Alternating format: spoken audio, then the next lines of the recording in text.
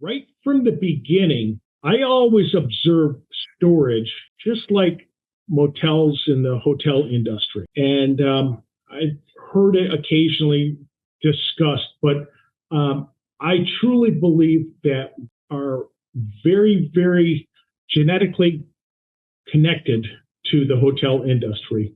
We do everything the storage does everything on a 30-day basis, on a month-to-month basis.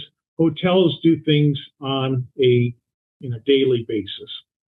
But we have so many different similarities that it's shocking.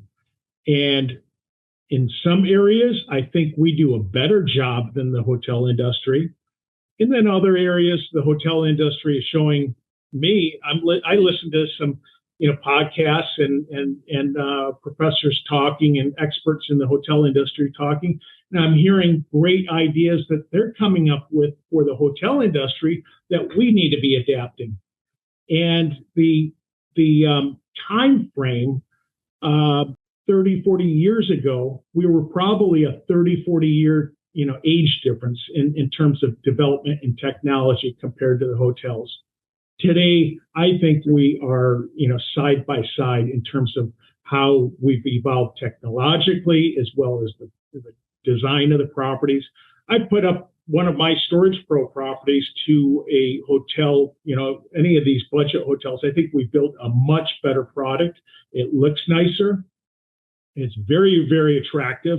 And it really, some of these properties, are jaw-dropping. And one of the greatest things I love hearing is, from the planning department saying, "Hey, Steve, I never expected to see a storage property that looks like this." Well, that's what we had to do. The hotel industry has done the same thing, right? But if you look at the hotels, back in the 50s and 60s, they were single-story, Drive up. You drive right up to their room.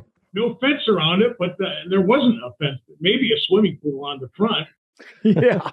Interstates came by, those babies have gone sideways, but they're still there, but they've seen their best of their economic days. But it's the same thing with storage. And I tell, StoragePRO is one of the leading independent third-party management companies in the nation.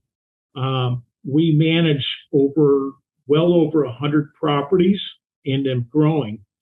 And I tell clients, and I beg with them, I say, guys and ladies, we're no different than the hotel industry or even Walmart versus Kmart.